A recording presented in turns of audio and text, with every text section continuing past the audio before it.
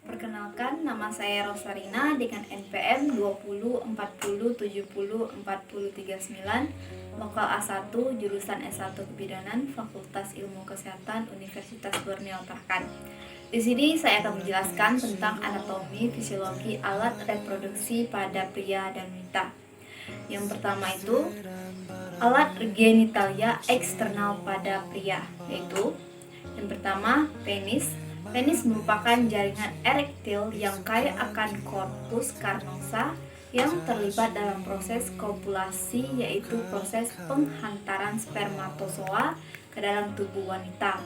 Penis berfungsi sebagai saluran kencing atau urin sekaligus tempat keluarnya sperma.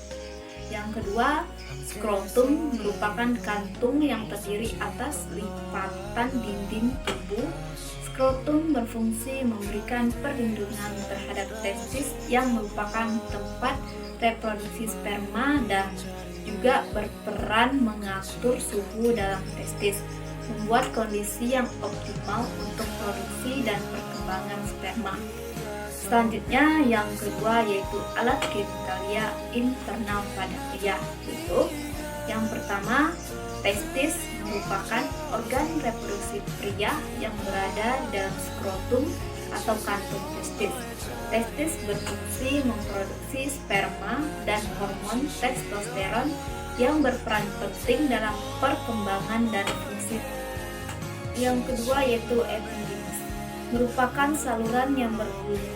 Epididymis berfungsi sebagai tempat transportasi, pematangan, dan penyimpanan sperma sementara.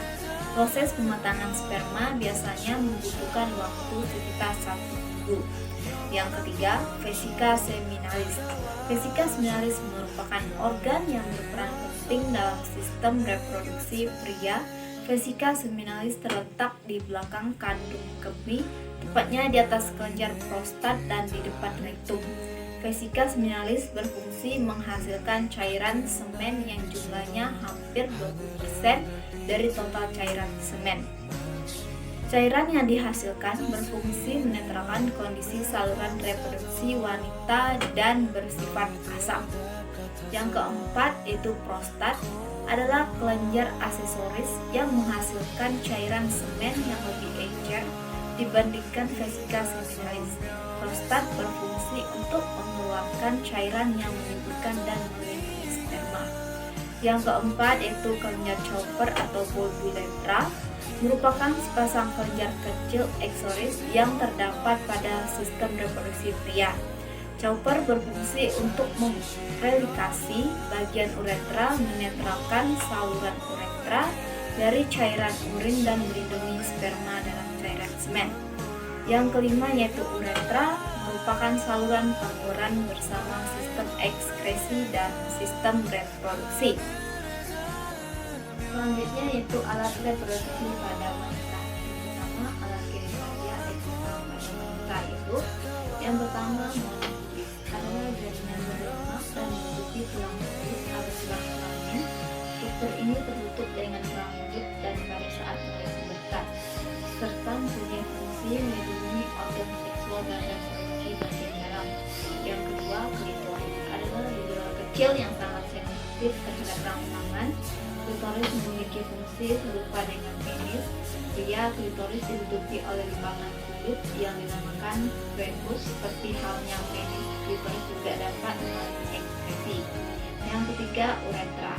Dalam anatomi, uretra adalah saluran yang menghubungkan kandung kemih ke lingkungan luar tubuh.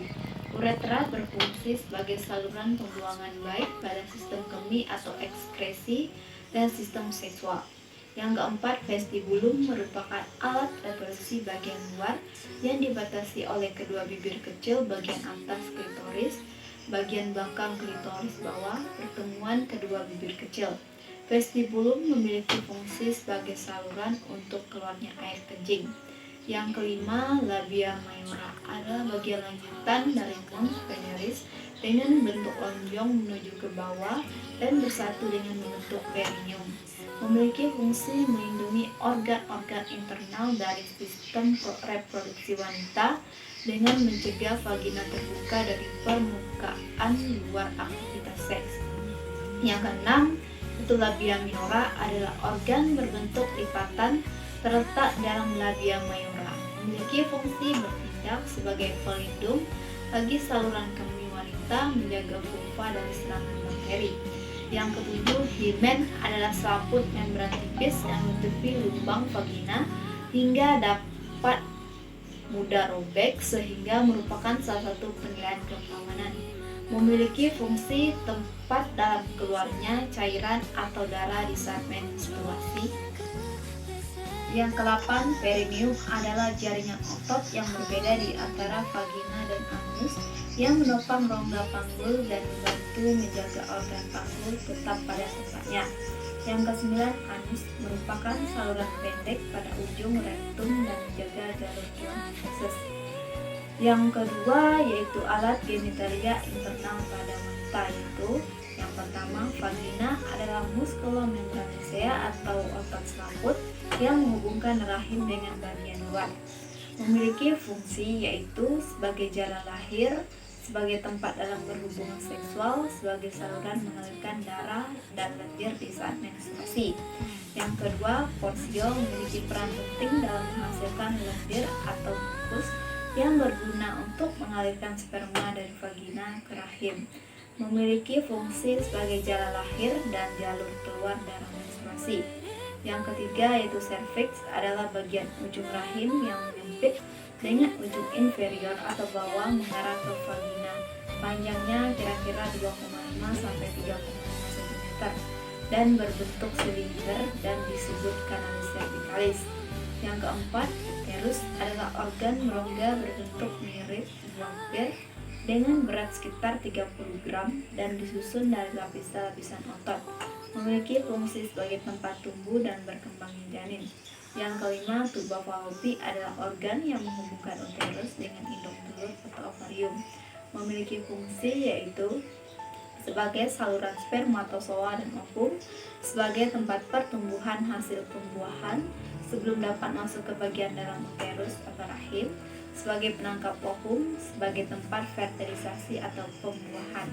Yang keenam, ovarium adalah kelenjar reproduksi wanita yang berfungsi untuk menghasilkan ovum atau sel telur dan penghasil hormon seks utama.